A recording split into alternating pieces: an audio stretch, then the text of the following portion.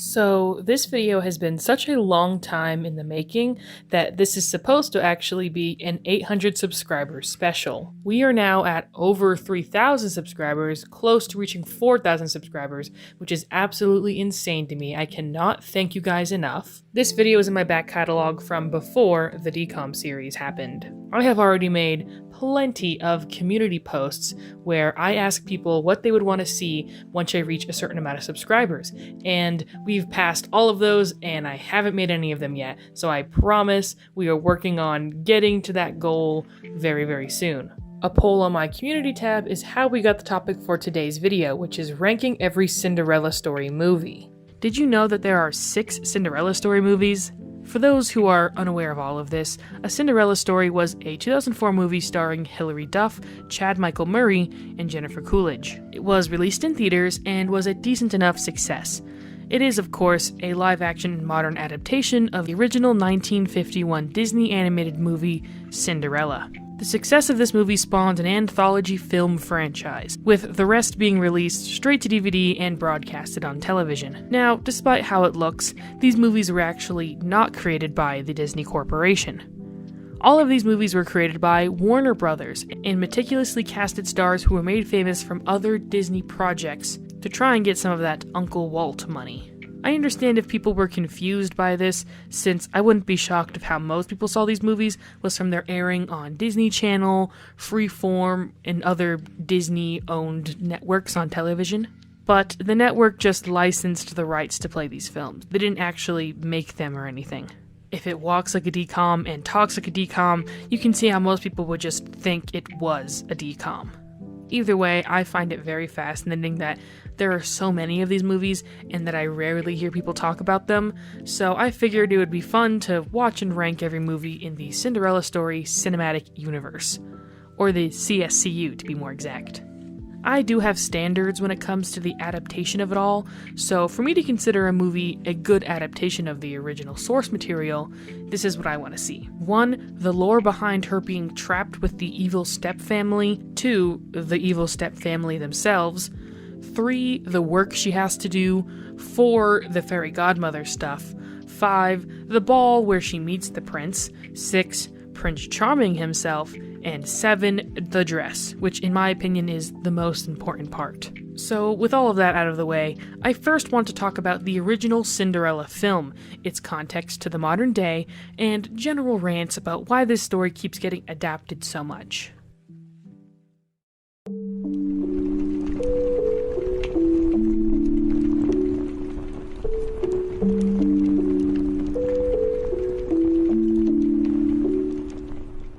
I decided to go back and watch the original Disney Cinderella film to get some education on why this story keeps getting adapted so many times over. The idea of the Disney princess archetype, as far as I'm aware, did not exist before the mass toy marketing of the late 1990s and early 2000s, where a select number of Disney princesses were all shown together in what Babbity Kate has deemed the pink void. She has some very great videos on this topic if you guys are interested. Floating in this pink void staring off into space. This is the version of Cinderella that all 6 of these movies are trying to subvert, not what her character is in the actual movie, in my opinion. It's so clear when looking at the adaptation and what they chose to change and what they chose to leave in. The thing is, Cinderella as a character has been so decontextualized from her original conception and movie that people 100% believe that she's just like this lazy bitch who embodies everything wrong with the 1950s understanding of femininity that marries a man she just met because she's some stupid idiot. Real-life women are never practically perfect in every way. What's wrong? No one will buy me a drink.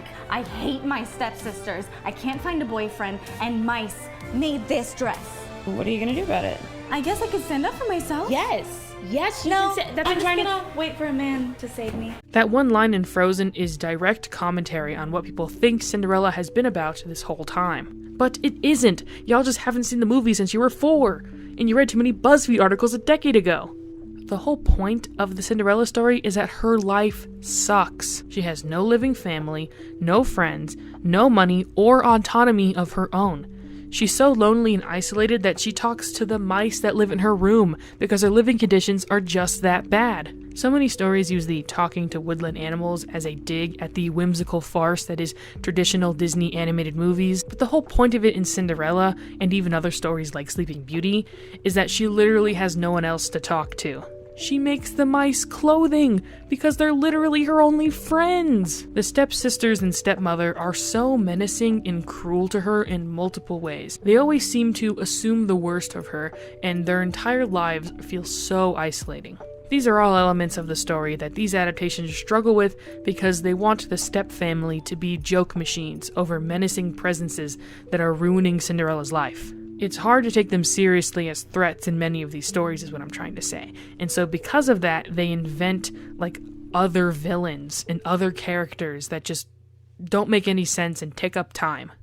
After watching this movie again in 2024, it's clear to me that the fairy godmother is exclusively there to give Cinderella just one night out, which she desperately deserves after working so hard every day and literally having everything that she loves and holds dear to her taken away from her. The stepmother tells her Cinderella can go to the ball only if she finishes all of her chores, which takes all day, and finds an acceptable dress to wear, which she does not have. Originally, she thinks she can't go because she didn't have time to get a dress together, but then we see that the mice got the dress ready for her so she can go. But right as they're all heading out the door, the stepmother very subtly points out that the dress has been altered with scraps the mice found from the stepsisters, which causes them to go into a rage and rip her dress up.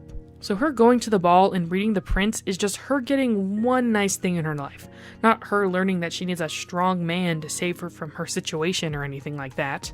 Also, after the ball, as far as she's aware, she didn't dance with the prince, and there was no idea that her situation was going to get fixed because of this ball. All Cinderella thought was that she was getting one nice night to have some fun in a pretty dress, and at midnight, it was back to her regular life, how she was expected to live forever. And yes, the marriage at the end is somewhat ridiculous.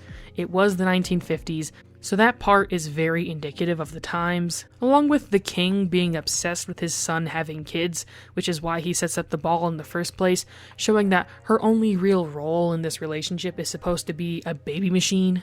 I never said it was a flawless movie or anything. I just think that people only want to take the most bad faith interpretation of the movie for some millennial internet brownie points. Like, you can hate the film, just not for these fake reasons you've invented in your mind.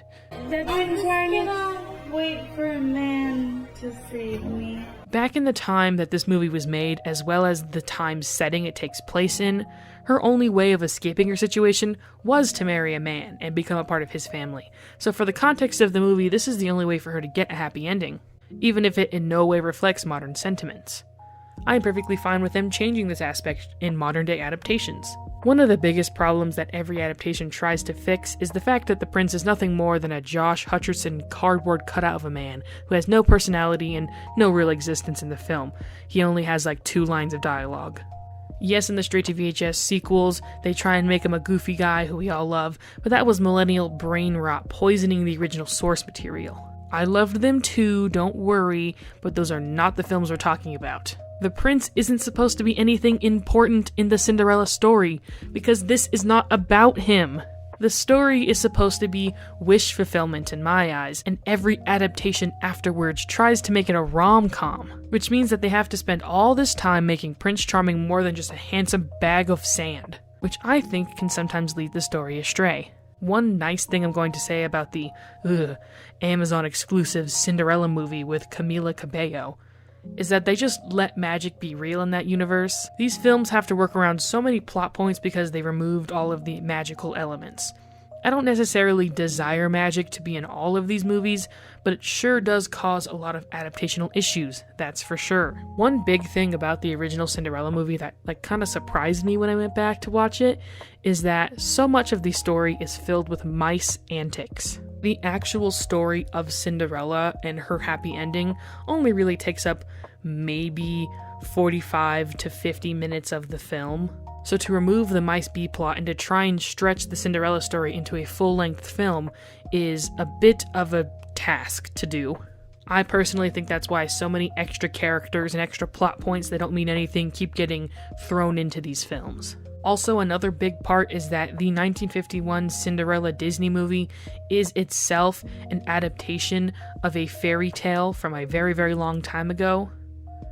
As far as I'm aware, all of these movies are only trying to be adaptations of that original Disney film from 1951, and if there are any elements of the original fairy tale in these new movies, then I wouldn't know about them. It's very much fitting a square into a round hole situation here, because Cinderella is a fairy tale story, and they're trying to make it a rom-com, and it just doesn't work a lot of the time.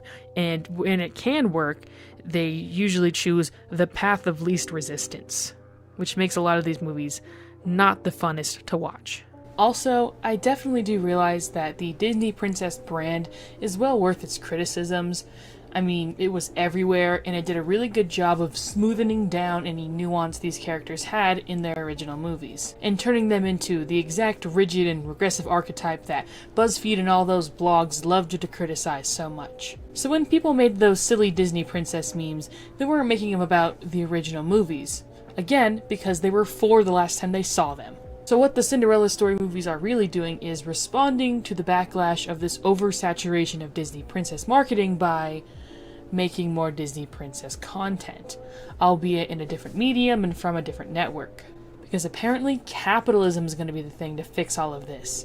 Yay! What I'm trying to say is that I completely understand that there is plenty to criticize about Cinderella and what she represents as a Disney princess and her place within American pop culture. But also, most of these arguments make no sense at all and just piss me off. So my problem lies in the fact that these are modern adaptations of the specific movie Cinderella, but are actually secretly commentaries on the idea of Cinderella that people held in pop culture in the 21st century. So these are 2 very different ideas that are clashing in my mind a lot. I mean, there are some funny Cinderella jokes out there to be made. I'm not trying to be a wet blanket about literally everything. A man with a foot fetish. Where? So there we go, providing some nuance to the conversation that has made my left eye start to twitch again. So with all of that and all of my grievances laid out on the table for everyone to understand, let's talk about the actual movies now. Oh my God. You look like the 4th of July. It makes me want a hot dog real bad. I'm not sure why I was expecting a Cinderella story to be this big masterpiece or anything, since I already knew this genre of film was very hokey and silly to begin with, but I still think I was expecting it to be better than the other ones on the list, since it did have a theatrical release and thus maybe higher standards. But to what little I have seen from this series so far, it seems to be right on par with the rest of them. Or at least, the first 2 are pretty comparable to one another, even though one of them was made for theaters and one of them was made for TV. A Cinderella story follows Sam, who grew up as not like other girls after being raised by her father, who ran a baseball-themed diner. This is their main way of making her so she's different than her stepsisters and all the other female characters in the movie. Instead of Cinderella being prettier or better at singing than the other girls, she plays baseball and wants to go to Princeton. Also, they just make fun of eating disorders and demonize people for having them. Thanks 2000s media. Another interesting adaptational quirk is that technically Sam and Prince Charming, the most popular guy in school, have already met before the ball scene. Apparently, they met on a Princeton chat forum and have been IMing and emailing each other back and forth for months now. But they are both too shy to admit who each other are. This is how they attempted to solve the issue of having them meet for the first time at the ball, which is now a homecoming/Halloween costume party. The element of the Cinderella character wearing a mask is only a thing in adaptations because they always have the characters meet before they get together, because they've tried to turn this into a rom-com. But in this movie, they don't know what they look like because they've only talked through text. So they probably could have gotten away with her not having to wear a mask if they didn't have her serving the cool kids at the diner before the dance. Did I mention that Jennifer Coolidge, who plays the evil stepmother, turned the baseball-themed diner into an Elvis-themed diner? I should have mentioned that before. Since Sam is supposed to be this nobody loser of a character, it would make sense to have none of the popular kids know who she is. Maybe even have her stepsisters ignore her at school, furthering the idea that none of the popular kids know who she is or what she looks like. Speaking of, the stepsisters don't seem very important to me in the film, since they created a completely new and separate character to act as the high school antagonist. I really don't see the point of having a separate girl character with like a trio posse be the ones to really try and bring Cinderella down from getting Prince Charming, who in this situation is her boyfriend. Because, I mean, the stepsisters could have already filled that role. But in this version of the story, they're just like bumbling idiots, and they have to put a whole scene where they get stuck at a car wash to justify the reason why they're even in the film, because if this wasn't an obvious Cinderella adaptation, they would have no reason to be here at all. They don't contribute pretty much anything to the story. And I really like Jennifer Coolidge as the evil stepmother. I never really see her in antagonist roles, it feels like, but I feel like she didn't do much. Again, they leaned more on the funny aspect than they did on the ruining Cinderella's life aspect. I think the reason why they picked having Sam wear the mask and not reveal who she is to Austin is because of her self-conscious issues. They seemed very clearly point out that she doesn't feel worthy of dating somebody who's a popular kid, quote unquote, or even somebody who she deserves to be with. They clearly have a lot in common, they get each other. The whole thing is that he's like this poetic writer, but his father wants him to be like this football-playing businessman. So through their online messages, they're able to open up and talk about their insecurities, which they can't talk about to the other people in their life. Well, I mean, Sam does have a best friend character, and they do seem to confide in one another, but he mainly just seems to be there so they can have funny jokes and costumes to put him in, because he's supposed to be an actor, I guess. It seems that the lady who essentially runs the diner while this evil stepmother just steals money and runs away is supposed to be the fairy godmother character because she is the one who provides the dress. And at the end, she even quasi-adopts Sam because Sam has finally decided to stand up for herself, which is very much a commentary on the original story, which I've already talked about. I'm trying to wait for a man to save me.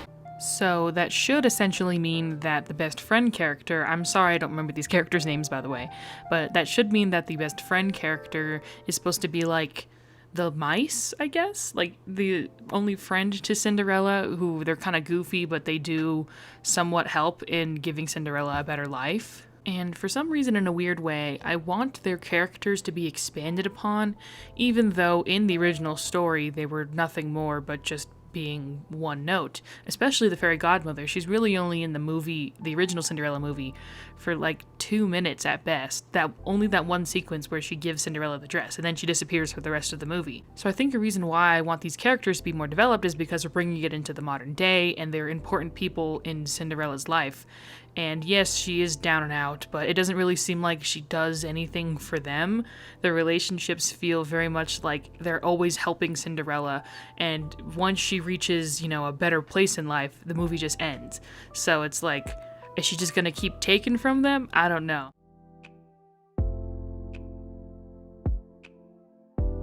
Now, I want to talk about the dress. Can we talk about the dress? I've been dying to talk about the dress. This is probably one of my favorite, transformation dresses out of all of the movies, at least so far. I think the big poofy skirt with the form-fitting top is very of the time, very trendy, but is also quite timeless at the same time, and it does somewhat reflect the original silhouette of the animated movie. And it's white and silver and not stupid blue like they make the Cinderella dress in modern days. I hate the Cinderella dress when it's blue. It looks so much better silver or white.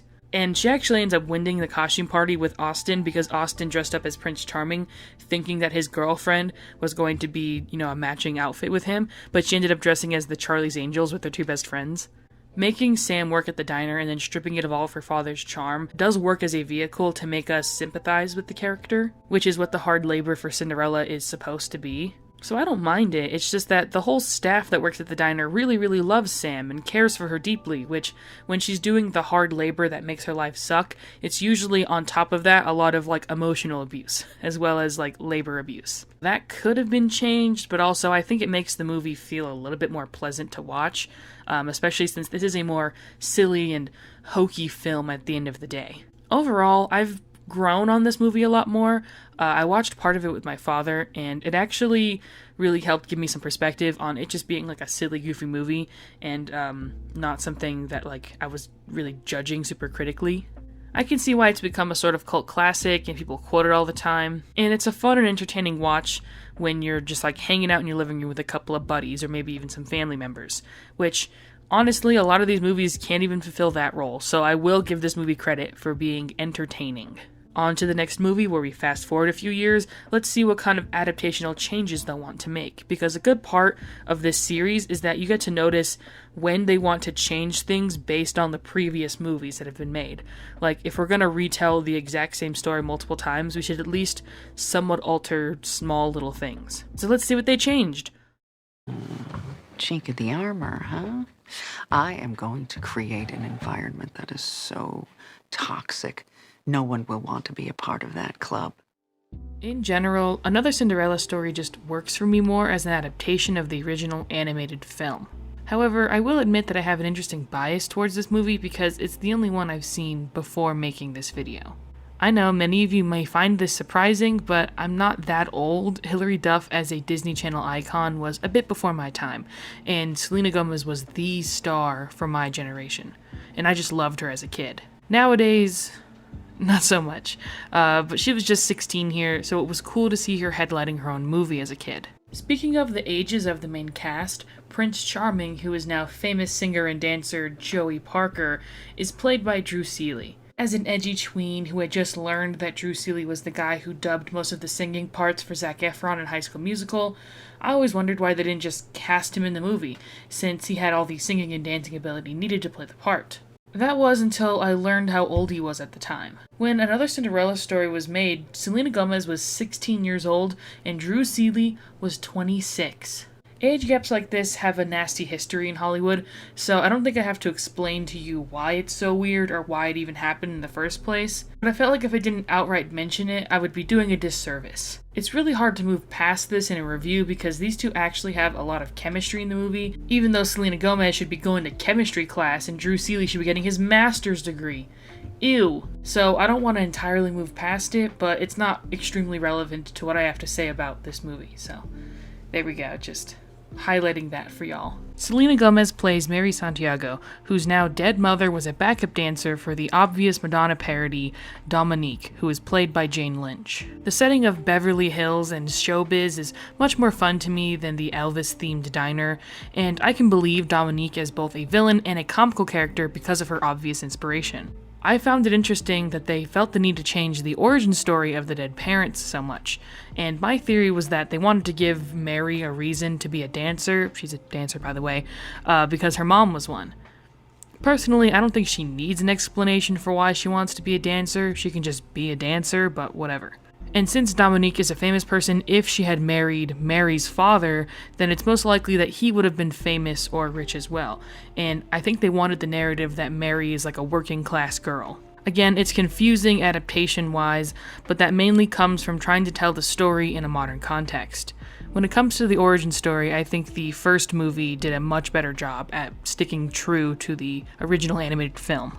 It was able to modernize it and also keep true to what the original ethos of that origin story was. And that's not like the most important thing, I just wanted to mention that. Apologies if you hear thunder in the background, by the way. There's an absolute just monster thunderstorm happening outside, which is very spooky. Also, I hate the way they give us the exposition where Dominique is just telling it to the crew of people getting her ready for an interview. Why not just actually have her share this information in the interview? At the time, people loved to clown on celebrities who adopted less fortunate children and essentially used them to redeem their image in the public eye. And even though that was most likely not true, you could have it be the case in this fictional story, since the evil stepmother is supposed to be an irredeemable monster. The interview that she's being filmed for is a parody of infomercials that have aging stars that they would film with embarrassing products like back cream, and I think they could have fit the exposition into that part of the film just fine. Back to the main characters. I always thought that Joey was supposed to be a play on Justin Bieber, but it's actually supposed to be a Justin Timberlake one, because the younger JB wasn't famous yet at this point, and the audience is supposed to believe Joey Parker is actually cool. Oh, how the tides have shifted.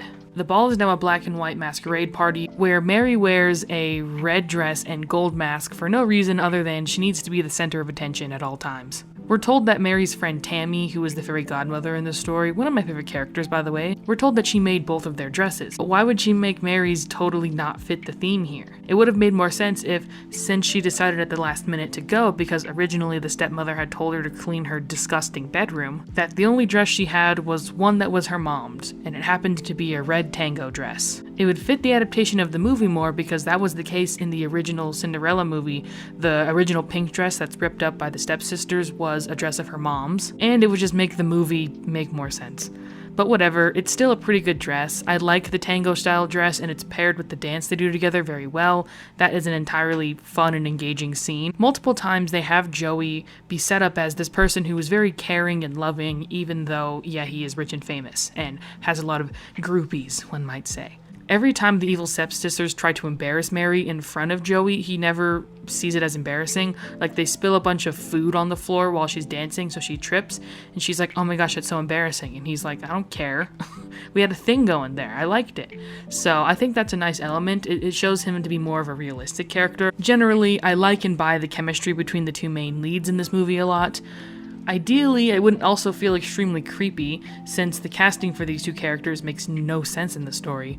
Mary and Joey are supposed to be high school seniors, and neither of them are of high school senior age. I believe the evil stepsisters more in this story as total jokes than menacing presences, because they're popular girls who have power in their school hierarchy, but they're also just a bit off mentally. I have no idea how the sister duo from Ginger Snaps made it into this movie to play sisters again, but I applaud their contribution. Shout out to Emily Perkins and Catherine Isabel, both scream queens and decom it girls at the same time. To keep the evil trio trope going, they added the character of Natalia to be the friend who was Joey's ex-girlfriend and is generally a mean girl to Mary throughout the film. A fascinating part of this movie is how they have Joey and Mary get together in the middle of the movie, with the second act consisting of them being together as the evil stepsisters and Natalia plot to split them up.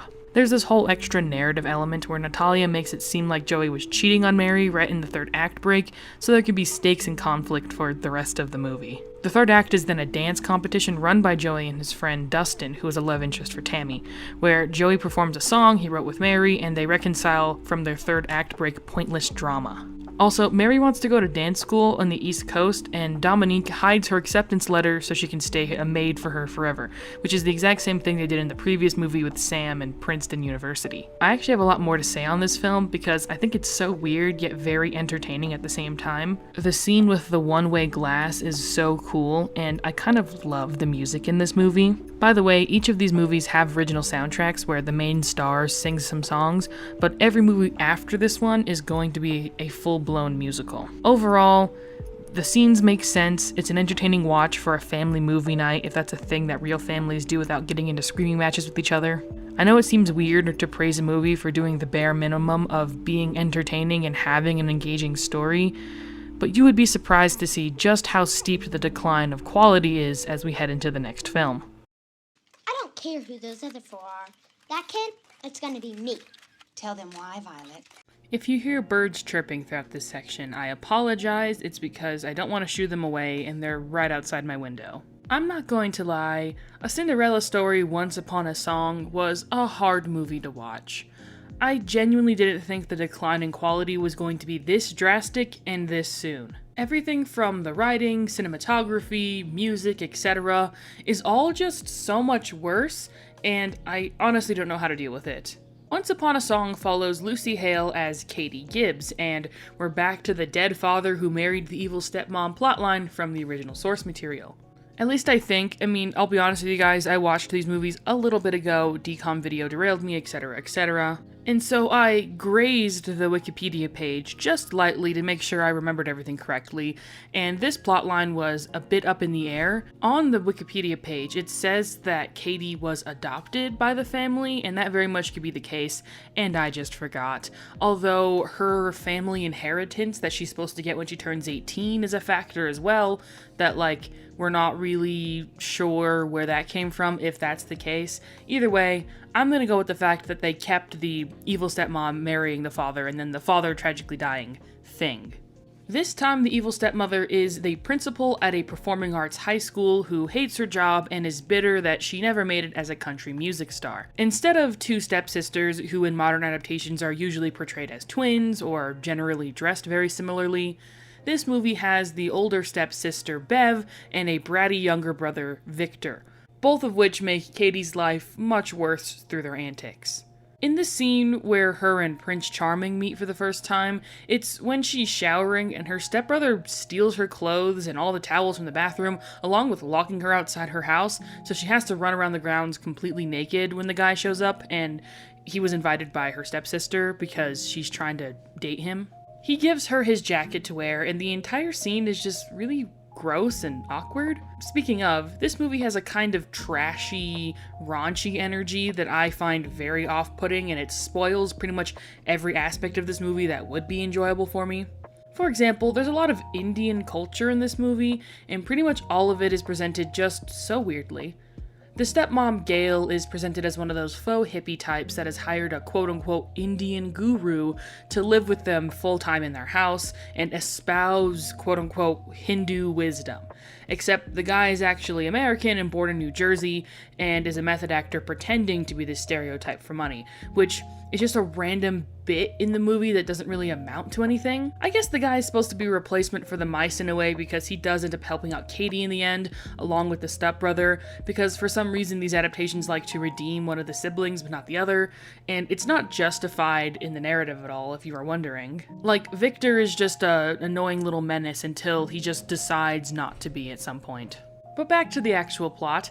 Prince Charming is now Luke Morgan, the son of a talented and powerful record producer named Guy Morgan, who he is equally as talented as and has a fresher insight into the underground scene. I mean, all the music in this movie is just generic, bland pop music, so I guess that's what the underground scene sounds like in this universe. His first ever production credit was for a band that was very cool and underground if you were in the know, and he is now being enrolled at this performing arts school that Gail is the principal of. He sings a song at one point which is supposed to prove how talented he is, but the song is so hilariously bad that the scene is extremely laughable and it made me wince. I'm lost in a world that rattles my brain. Baby, you're rocking, but there ain't no way I'm ever letting you in. She's really good. Katie's fairy godmother of this story is again the character's hip best friend, who is a talented martial artist and stunt actor, none of which are relevant to the plot, who convinces her to go to the school dance, which is Bollywood themed because of Gail's aforementioned, probably most definitely racist, obsession with India. There's this extremely long and trippy Bollywood-style dance number that happens randomly, which is probably the whole reason why all of this culture is in there to begin with, just to justify this weird scene that they decided to put in. Because of the theme of the dance, everyone is dressed in basically Princess Jasmine costumes, including Katie, who wears a sheer face cover to hide her identity when she speaks to Luke. She writes a response to his shitty song from earlier on in the film and performs a song to him live at the dance. So obviously he falls in love with her because of this performance.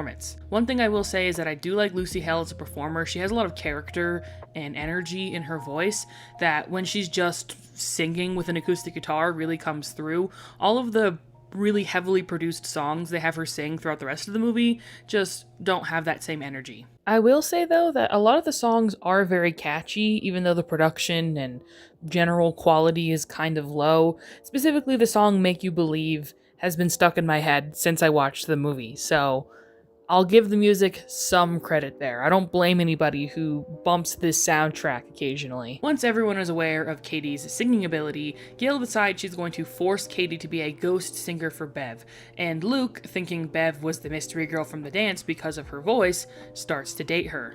I will say this is a really good iteration of the hard labor and emotional abuse that Cinderella faces throughout the movie, because I will admit that is a very horrible thing to do to a person, to be told, you are such a great singer, but we hate you so much that we're not going to try to make you a singer, we're going to use your voice and pretend it's your stepsister's, and she's the one who's going to get famous. There's this talent show that Luke is putting on because his dad is forcing him to at the school, and that is where Bev is supposed to perform and make it as a big star, but at the end they end up revealing that Katie is the original singer, and I think she gets a record deal with Luke, they start dating, whatever, happy ending, right? This is the same thing they did in the previous Another Cinderella Story movie, which I think is very odd. I didn't think they would be recycling storylines this fast. They made Bev sympathetic in the end, but didn't redeem her at all, which I thought was interesting, and the fairy godmother character is somehow even less important in this movie than she ever was in the original. Plus, the dress sucked. I'm upset that they tried to pass off what is essentially cultural appropriation as a whimsical transformation dress where the character gets to have fun at a wonderful ball before reality harshly crashes back to her at midnight. Also, I'm re-recording some bits now that I'm at the library, so sorry if I'm echoey. The only reason she's hiding her identity from him is because she's afraid to sing the song in front of him as far as I remember, and it makes sense as to why that's the case, and why she would go along with her stepmother's plot in the first place. We kind of see that she's insecure with the idea of becoming a big star, even though she'd really want to be, and that obviously has to go with her upbringing. So along with that and the fact that they risk her inheritance being disappeared, if she doesn't go along with their plan, it makes sense that she would go along with it, and it has to take everybody else around her to help her out of that predicament in the end. Anyways, back to non-sucky audio. And in general, the dance sequence, if it was actually well done, or if there were more than just one Indian character and he wasn't just one big sight gag, then I probably wouldn't have minded the cultural elements being added in. As this movie stands, it's definitely the worst out of them all. How are we only halfway through this franchise and we're already scraping the bottom of the barrel for good material? Sorry, I'm not into short guys.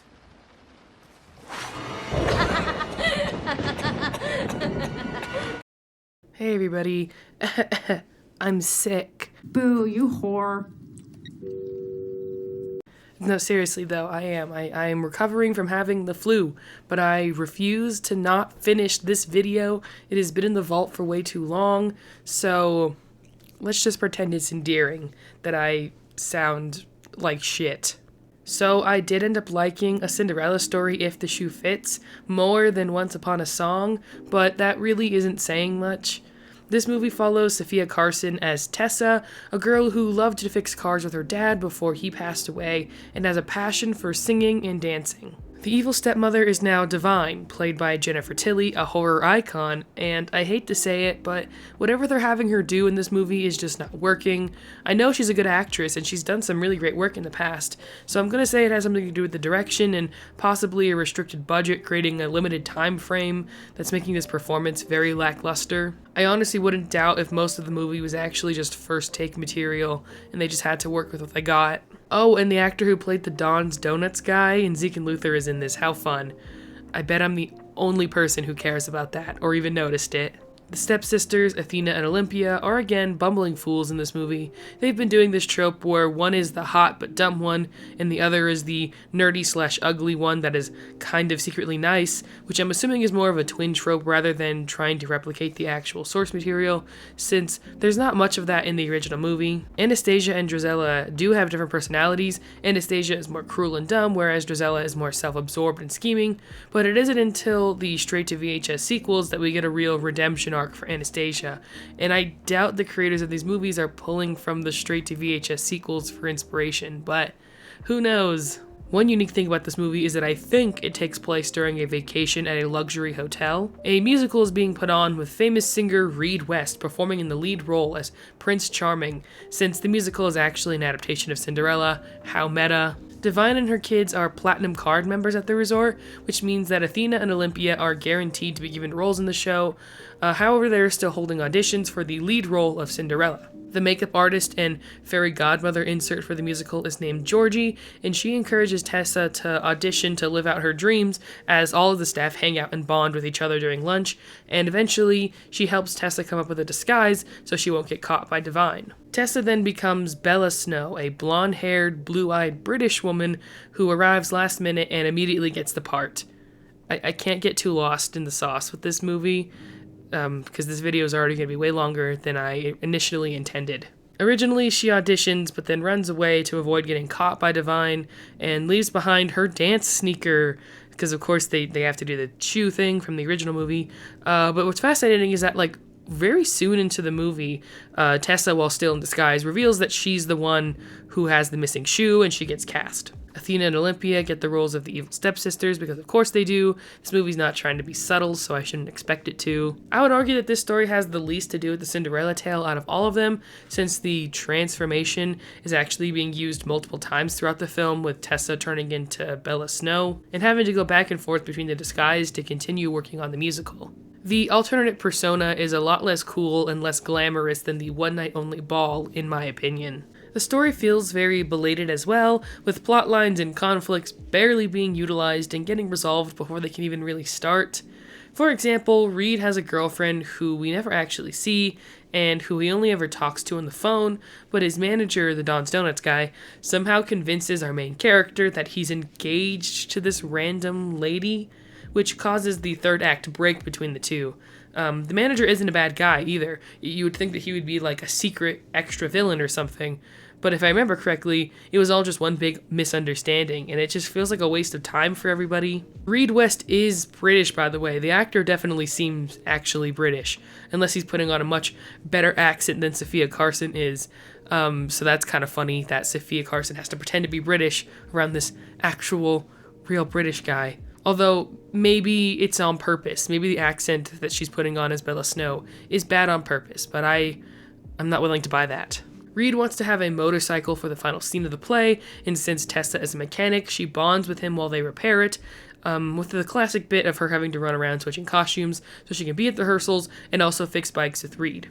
It's exhausting to watch. I don't find antics like this fun, but I maybe a kid would enjoy it, so I guess I shouldn't complain too much. The final performance devolves into a huge mess that I could maybe, again, see a young child finding entertaining, so I won't hate it too much. That's when we get the final official reveal and our two main leads motorcycle off into the sunset together. Can motorcycle be used as a verb? They ride a motorcycle off into the sunset together. The songs are okay enough. They have that classic made-for-DVD musical sheen to them all, extremely generic and sloppily mixed, but that doesn't mean there aren't good ideas hidden in there somewhere beneath the surface. Much like the last movie, the final reveal song is pretty catchy, and I've been humming it throughout writing and editing this video. I'm not the biggest fan of Sophia Carson's voice, or at least the ways in this movie, in the Descendants movies, have mixed her vocals. It's usually a lot of weird touch-ups to cover flaws from her over-singing, so I don't want to blame her specifically, maybe just the people in the studio causing her to sing like this all the time. But it is notable, not as notable in this movie as it is in the Descendants ones, however. She can dance though, so it's fun to watch her dance in this movie. But there's probably something to say about how this movie and the one with Selena Gomez both have canonically like Latina characters, and they are adopted by white families and made to be servants for them. I'm unwilling to open up that box right now because this is supposed to be a simple review video, but just know that I'm aware of that. Also, y'all have been getting at me in the comments for being too woke in my videos. It's not my fault. Y'all need to get woker, is my opinion on that. I actually really love the final dress so much. There's technically two dresses.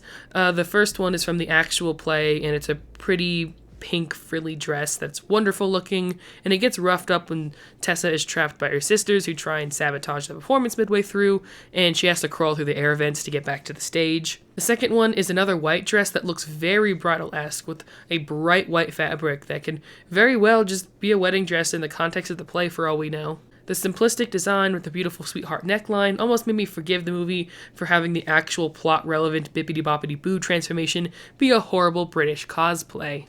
These are pretty generic dresses that they probably just bought off the rack at some mall or something, but they are very pretty, so I don't mind them at all. I also really like the crowns, very elegant. Overall, this movie is definitely setting a standard for what the quality of these films are going to be, which is trashy and poorly acted, but hopefully with some fun, glittery dresses at the end of the day. So on to the next one. So, let's throw out words that make us think of Christmas. Anybody? Christmas! A Cinderella Story, A Christmas Wish was a completely inoffensive and utterly inessential movie-watching experience. This is close to the first two in terms of being completely inoffensive at the end of the day, and kind of extremely boring because of that. But you know what? I'm actually going to stick up for this wretched film, because it's a Christmas movie. A Christmas Wish follows Laura Marano and Greg Sulkin as Kat Decker and Nick Wintergarden, respectively, and the first time since the first two movies that the male lead was actually played by a relevant actor. At least a relevant actor to me, personally. Greg Sulkin's American accent has improved greatly since the Avalon High days, and he plays the son of a rich billionaire who works at his family's winter festivities park called Santaland, and is the titular Santa. He's extremely rich, obviously, but he only does this because it's a family tradition for like the youngest male to like play Santa. And Kat also works at this place as a singing and dancing elf. She wrote all of the Christmas songs and performs all of them with her friend Ilsa. Ilsa? I think that's how you pronounce her name. I forgot how to pronounce her name. It's known to be a pretty grueling and poorly paying job, so everyone who works there, including the three, are assumed to be down on their luck. Which Kat is, because she lives with her horrible stepmother, Deirdre?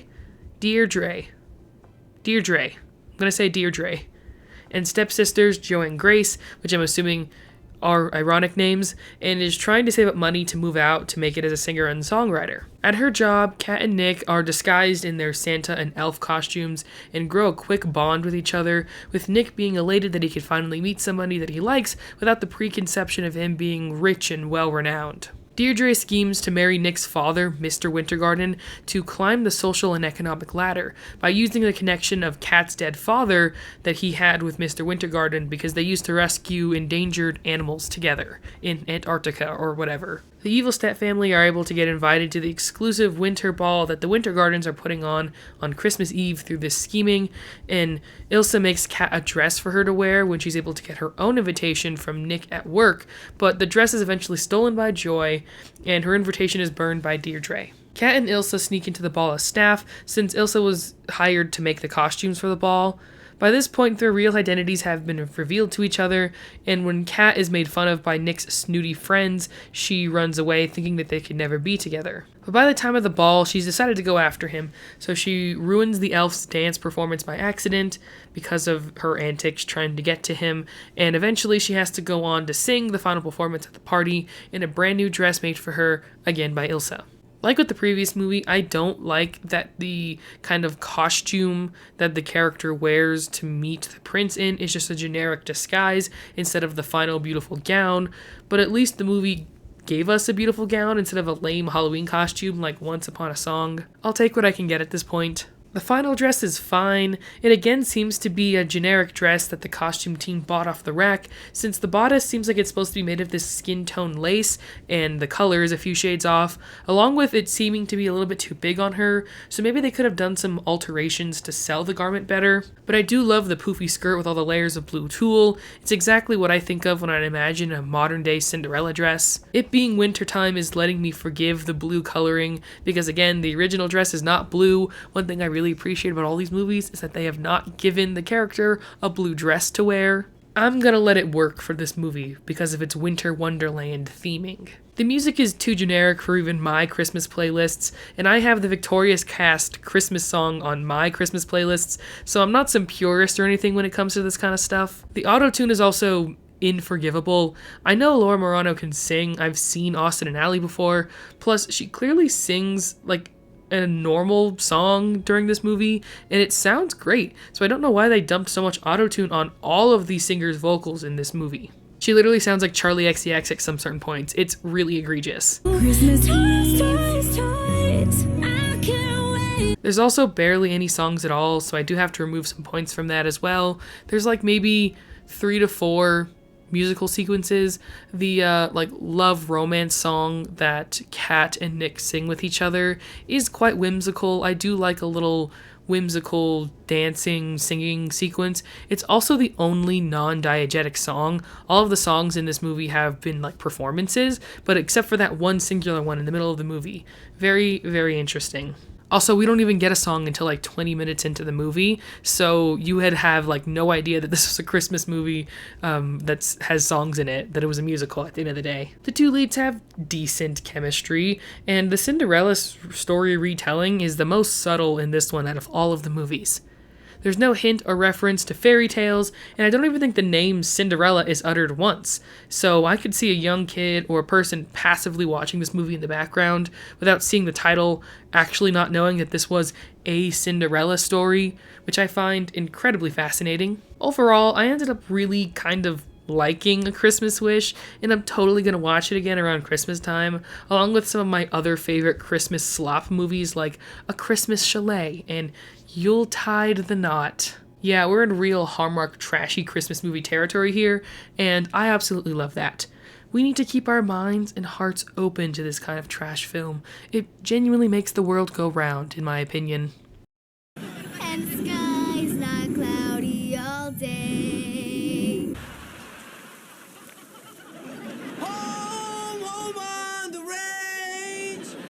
A Cinderella Story Starstruck was a lot more of an adaptation of Twelfth Night than it was of Cinderella, and also the title is a really bad indicator of what the movie is going to be about. It's like they had the name before they had any idea of what the movie was going to be. Starstruck, not that one, follows Bailee Madison as Finley, a humble farm girl who dreams of making it big in the movies as a singer and actor. I think I've seen this movie before and it didn't end well. Her stepmother, Valerian, and her step-siblings, Saffron and Kale, hate living on the farm and wish to sell the place as soon as they can, and they don't help out with any of the farm work or cooking and cleaning. A new movie is shooting in the area, and they open a casting call for locals, and Finn hopes this will be her big break. But during the audition, her pig gets loose, and she falls in the mud trying to wrangle him, and so she leaves embarrassed. To give herself another chance, she dresses up as a man and puts on the new persona of Huck, short for Huckleberry Finn. When you think on the fly, you come up with bad ideas, I guess.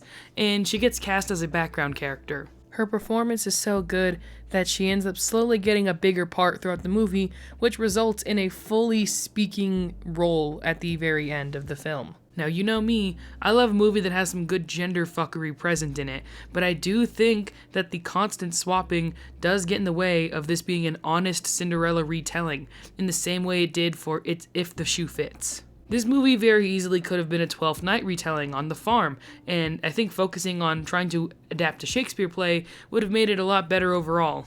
I would argue that If the Shoe Fits is closer to being a Cinderella story because of its meta elements of the play being Cinderella, as well as actually having a fairy godmother insert who helps the main character transform. This movie has none of that, no fairy godmother whatsoever, and man, it would be so much better if it did. It's kind of shocking just how similar If the Shoe Fits and this movie are to each other, to the degree that it actually makes me wonder why this movie was even put into the anthology to begin with.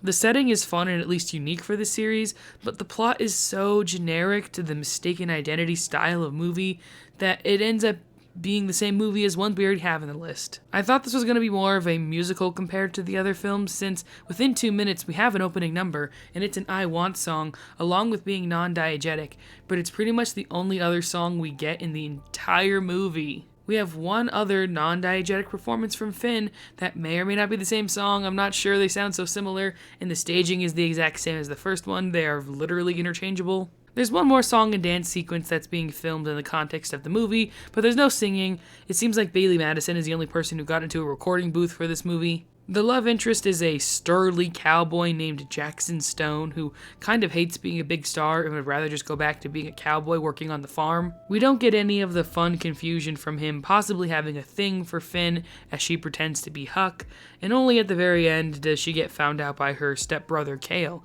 who doesn't even tell anyone other than the rest of the family. It gives Valerian the excuse to make the final decision to sell the farm as soon as possible, which Finn is deeply upset about since the farm is where she grew up and it's the last memory she has of her dead father. That's when she decides to reveal the truth on set while they're rolling and removes her disguise in front of Jackson, and the two kiss.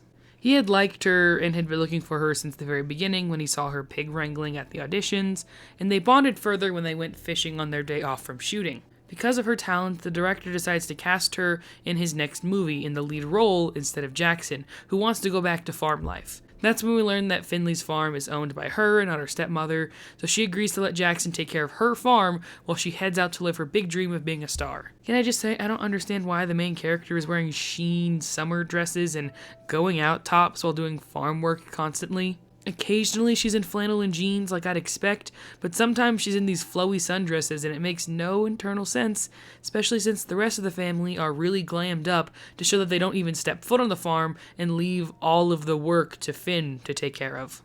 Also, the stepsister in the movie is the stepsister from the previous movie, and the siblings just look a lot older than Finn, along with the mother acting like a child. It just makes everyone's dynamic really weird and awkward. If you're gonna cast adults to play teenagers, all of the teenagers need to be played by adults, not some of them played by actual teenagers like Bailee Madison, because then it really throws everything off. Also, the actor who's playing Jackson is laying the whole cowboy thing on really thick. Even though he's very attractive, I'm not getting anything from him outside of his extremely stern and masculine cowboy outer shell, which we never see crack. It's like he's a real dude you would just meet on the side of the road, which I guess helps sell the fact that he doesn't really belong here on a set, but it makes me question how he ended up there in the first place. We get his story about how he was scouted from the farm, but if he hates it so much, why did he agree to be a star? Whatever. Overall, I was dreading watching these last two movies, and while I've softened to A Christmas Wish because of just how inoffensive it was, this one is not going to get the same pass from me. I would not recommend it.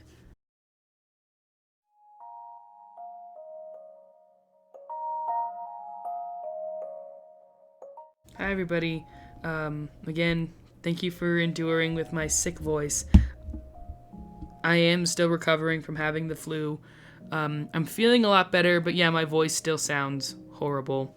Again, I apologize. I really did here in the outro want to emphasize how important the specific little adaptational elements were to how much I enjoyed these movies, as well as just like their general quality. Most of these movies, the quality is very, very low, but I try to meet movies in the middle, where they're at, if you will, so I probably gave more grace to these movies than like maybe other reviewers did or would, and also I could totally see the other end of things where people are saying I'm being too harsh on them because I'm daring to even critically analyze them in the first place because, you know, they're just silly, cheap kids movies. Who cares? I like to take media like this seriously because it was spoon-fed to me as a kid my entire life, and I do think the media that we do that to children with should be of a certain parameter of quality, and if that media does not meet that quality level,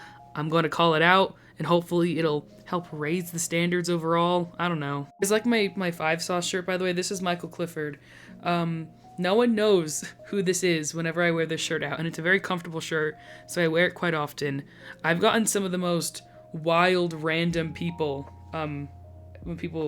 to guess who this is. My favorite answer has been Peter Gabriel. Like, why would I own a Peter Gabriel t-shirt? I should probably get one now if someone just assumed that I would be repping Peter Gabriel instead of the guy from 5 Sauce. Anyways, very important things like the final ball dance performance. I think that's integral to the story. If you don't have a final like dance or ball that everyone goes to, it's inherently like not really a good retelling of the 1950s animated Cinderella movie. Along with the fairy godmother who helps out Cinderella, and the evil stepfamily. They seem to pretty easily get the evil stepfamily with the 2 evil twin siblings or whatever, but they struggle a lot with the fairy godmother, probably because that's magic, and none of these stories have magic just be real.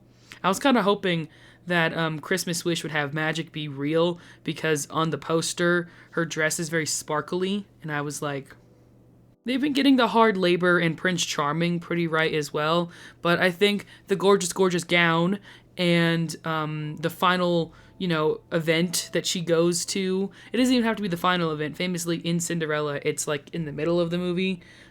Actually, it would probably fix a lot of things if they rearranged a lot of plot lines, but I've already talked about it. As well as the pacing in general. I would have really liked some better pacing from some of these movies. Let's discuss our final rankings, okay, everybody? I don't know how controversial these are going to be. I'm pulling it up now. So, at the bottom, we have Once Upon a Song. I think this should be plainly obvious already. Once Upon a Song was just the most icky feeling of all of them, just from the way they presented the characters. Even though it is more faithful adaptational wise, this is just my personal ranking of the movies I found the least enjoyable to the most enjoyable. So in terms of like quality adaptation, this list would be completely different. But Once Upon a Song was just the one that made me feel super icky, and I don't want to watch it ever again. Some of these other movies I might consider putting on for a family member just as like a little gaffe or a little joke. But Once Upon a Song, I don't even want to do that. It just feels like a bad time. It's just a bad time. Number 5, we have If the Shoe Fits. Same reason as the previous one, it's just that there's a little bit less ickiness, just a little bit. There's still plenty of ickiness present though that spoils my enjoyment. I found it's mainly the stuff that they do with the evil stepmother to be really jarring. There's a way to make her evil and conniving and not have her be gross. Not have me feel icky and gross and disgusted, you know? I feel like they get the vitriol down really well, but the like eccentricities and the quirks are very uncomfortable most of the time. I did not like their behaviors pretty much at all, but I like Bailey Madison a lot, and I would love to see her in like a real rom-com, you know? As like a real leading lady in a real movie. Not that these aren't real movies, I just, you know, something with the better budget and script and all that. I actually really liked the main character guy, even though, like I said, we get nothing from him, pretty much nothing from him. He's still cool. He does a good job, generally. They do have chemistry in the few scenes they're allowed to have chemistry, because they didn't go full 12th night with it and like really have the, you know, the homoerotic tension present when she's pretending to be a man. Again, this movie doesn't belong in the anthology. It would be so much better if it was just a Shakespeare adaptation instead of a Disney adaptation. And number 3, I cannot believe this is at number 3. We have A Christmas Wish. Listen, I love Christmas movies so much. If that's so obvious, apparently, because this is so high, probably so much higher than other people have of this movie. Also, it was just so inoffensive. Anything that I would like get mad about this movie for, it kind of like doesn't have that problem, if that makes sense. The like disguise that the main character girl wears, what's her name? Cat. They all have such generic American names, whatever. The disguise that Cat wears is literally just a pink wig and some pointy ears, and it would have been fine if he had just no idea who she was, but of course they had them meet at the beginning of the movie. This is the only like real problem I have with the film, and it doesn't even matter because he saw her for like half a second and she had food all over her face, so it makes sense that like he doesn't know who she is, but obviously she knows who he is because he's a well-renowned billionaire son or whatever. There's no problems. I actually think the friendship between like the fairy godmother character and the main character was really sweet. There was like a nice little moment where I was like, oh, she kind of has like some good in her life, you know? She has something to root towards, and that's kind of the whole point of these movies, is that you're supposed to see how harsh and desolate her life is, and you see the hope in the wish fulfillment, and seeing her, you know, hang out at her crummy job but people that are like actually nice and like her was that it functioned well in the movie, and it helped pad the runtime in a way that like the original Cinderella movie doesn't have, because it just has that wish fulfillment hope only in like one small scene before, of course, the big grand happy ending. It just functions as a movie and doesn't make me want to cry out of disgust mainly. Okay, top 2. We all knew that these movies would be in the top 2. Who would have thought? There's probably a rare, like, Laura Marano stan out there that does not have either of these 2 movies in their top 2, but I bet most people who watch all 6 of these movies, they have the first 2 in their top 2. Although the order is gonna shock you. Yeah, number 2, I have A Cinderella Story. Listen, everybody, okay? I think Hilary Duff is wonderful. I'm actually gonna go listen to her new album that just came out. I think she's great. I'm glad that she was a star and all that stuff, but she's a little bit before my time, and this movie just didn't speak to me like the other movies have done. It is 100% personal childhood bias. I never saw this movie growing up. The only out of all 6 of these movies, the only one I'd ever seen was Another Cinderella Story. But most people saw this movie growing up and loved it. It has all of the classic tropes people make fun of 2000s, like silly, like rom-com, low-budget movies like this. The fact that a movie like this could be theatrically released back in the early 2000s when it came out is proof that, like, the movie industry's broken, because they could never release a movie like this in theaters nowadays because it would not feel justified. But it should.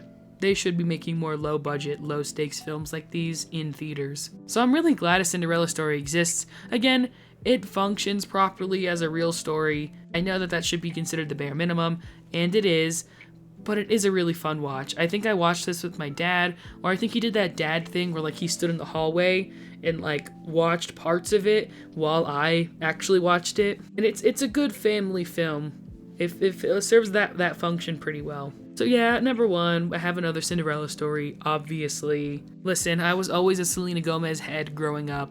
I was a huge fan of her stuff as a kid, especially because everyone knew that Drew Seeley sang in the first High School Musical movie. His voice was dubbed over Zac Efron. That really made this whole scandal not even a scandal at all, by the way, because if you've seen another Cinderella story, because it came out like the same year, yeah, it only came out a few months after High School Musical came out, you would know for sure that is Drew Seeley's voice, because he sings a lot in this movie, and it's good. The soundtrack, man, it is so to early 2000s to mid 2000s. Sometimes when I'm working on something like writing the script for this video, because this video is heavily scripted, versus like right now I'm not scripted, obviously. When I'm trying to write a script and I just need some like easy background music that's like not too jarring but also isn't like too absorbing, I usually listen to like generic 2000s to 2010s pop music. It's my version of classical music, apparently. So like I'll put on the Another Cinderella Story soundtrack. I'll listen to Schoolgirls. Y'all remember Schoolgirls?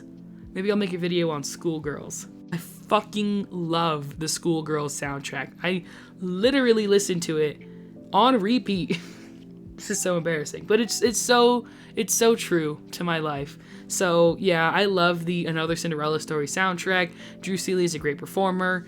Selena Gomez, they do a good job masking her inability to dance for playing a character who is supposed to dance. I mean, she can dance, she can learn choreography, but the stuff that she's supposed to be doing in this movie, she's definitely not doing, is all I'm saying. The evil stepfamily are perfect. The fairy godmother is perfect. This movie is just such a comfort watch for me. It's like the definition of some high quality junk food, you know? Another Cinderella Story is like eating a high quality fast food burger. A Cinderella Story is like eating a decent chicken sandwich. Christmas Wish is like having one of those Little Debbie like Christmas shaped little cakes, but just the one. So like it satisfies the sweet tooth and that's it, and you're good. Like, that's fine. Starstruck is like chewing a bunch of that Big League Chew gum, and you get a wad that's too big in your mouth, and it like makes your teeth kind of sore, so you spit it out, even though you probably could have chewed it for longer, but you just put too much in your mouth. If the Shoe Fits is like eating too many Skittles and getting a tummy ache, and Once Upon a Song is like licking a toilet. But who fucking gives a goddamn bullshit about my personal opinion on these movies? We gotta talk about the dresses, baby. The dresses are most definitely the most important part of these movies, which is why Starstruck is actually at number 6. I thought Once Upon a Song would be at the bottom of both, and it's kind of tied for the bottom with Starstruck. That's because Starstruck doesn't have a gorgeous, gorgeous gown, and that makes me really upset. The closest we have to it is like the final outfit that Finn wears when she removes her Huck cosplay, her cross-dressing, and she's wearing like a very like TikTok shop looking like lacy, or not lacy, mesh tulle kind of wrapped shirt with a bodice. I don't know, it's one of those like very sheen looking tops. And it's kind of blue, kind of white, I guess to kind of maybe nod towards the Cinderella of it all. That's the biggest problem with this movie, is that there's not enough Cinderella in it. It barely even justifies being in this anthology. So one could say it's tied with Once Upon a Song, which does have a transformation dress. It's just not a gorgeous, gorgeous gown. It is a Halloween costume. Like, if they really wanted to pay an homage to Bollywood, they should have gone all out on the Bollywood styling and given her one of the most beautifully, like, jewel encrusted, like, outfits ever. If there's anyone who knows how to do glamour, it's Bollywood movies, so you think they would have taken up the chance to do some real glamour and actually pay tribute to this genre that apparently they're trying to pay tribute to. But no, we just got crumbs. So yeah, not a huge fan of the outfit in Once Upon a Song. And at number 4, we have Christmas Wish, just because it just doesn't sell me on the fantasy. It very much is just a prom dress, which, you know, is fine. I don't mind a prom dress being used in a movie, but I feel like there could have been some small tailoring done if they just probably had some more time to get the costume adjusted. It would look so much better. I could see a version of the dress that's like perfect. Like, just like the rest of the movie, there is a lot of cheapness that just like really seeps through. And it doesn't get in the way of a lot of scenes, like the final Christmas ball that they're all at. There's only like maybe 30 people there, and it's supposed to be this big important event. So you'd think they'd be able to get a bigger room with more people, but it doesn't really affect the plot overall. The cheapness of the dress is kind of affecting the quality of selling me on the movie. This is supposed to be a custom made dress. Why is it like kind of frumpy in the bodice? But anyways, number 3, we have If the Shoe Fits. Now this is a gorgeous gown that was most likely just grabbed from a rack, you know? This most definitely was just something they bought at like a bridal shop, or maybe a prom shop, you know? Both dresses, by the way. I'm mainly only considering the final one that she transforms into, the white one. It is a little simple, which is why it's not higher. I honestly think it is so beautiful, like the neckline and the crown with the necklace. And it is like this, there's like these sheer wrapped panels on the bodice, and the skirt flows really nicely. So like, I would put it higher if it wasn't so simple. Maybe if there was a little bit more bling, it would sell me on it a little bit more. Honestly, with the leather jacket, the motorbike jacket that she puts on at the end, I'm kind of starting to like it more. I guess if like the sparkliness of the pink dress, that's like the play final dress, was with the like beautiful elegance of the actual white dress, maybe it would be perfect and might even be like way higher. But it makes Sophia Carson look beautiful and gorgeous, and so it does the job really well. Everyone looks gorgeous in their outfits, by the way. I think Laura Marano is amazing in her dress. I think Sophia Carson is beautiful in her dress, and it breaks my heart. But at number 2, we have the red tango dress from Another Cinderella Story. Again, Selena Gomez looks absolutely gorgeous in this neon red, bright, vibrant tango dress. And I do want to, you know, commend them for doing the exact opposite of what you would assume like a Cinderella dress would look like. All the other movies that attempted to supply a dress do like a modern adaptation of what the Cinderella gown would be, right? The big beautiful gown is very much like of its time period, while also being very 1950s. So this movie wanted to subvert it, because the whole point is that since it's in the modern day, we're already subverting the story. So they make it a red tango dress, and it is really beautiful. However, adaptationally, I honestly do like the fact, I like the let's take the actual, you know, dress and put it in the modern day. I think the red tango dress is just too different for me to honestly put it at number 1. I almost put it under If the Shoe Fits too. I almost put If the Shoe Fits higher.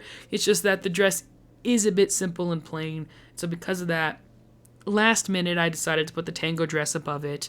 Again, it is great. I'm glad that they actually do a tango. That scene is really good. Like, the whole dance scene is so good in that movie. Again, the structure of that movie is perfect. All of the other movies wish they could do what Another Cinderella Story is doing adaptation-wise. But Hilary Duff looks beautiful in this, what is canonically in story a wedding dress. It just has so much more going on in it. The drop waist is beautiful. The crystals glimmer throughout the entire film. The big poofiness is exactly what I'm looking for. The big poofy ball gown of it all. Now that is a ball gown, and I It's all I want in these movies. I just want a gorgeous, gorgeous girl in a gorgeous, gorgeous ball gown.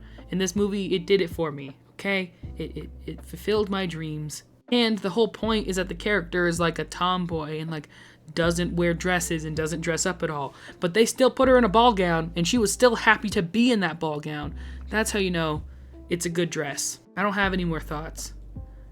I think I've said about every single goddamn thing one could say about all of these movies. Some of them were really good, and most of them were really trash. The quality really did go down as the anthology went on. Most likely because the series got reallocated to like Warner's home video division, and let's just say they're not known for making the highest quality films. There's a world where some of these movies are better, but we don't live in that world.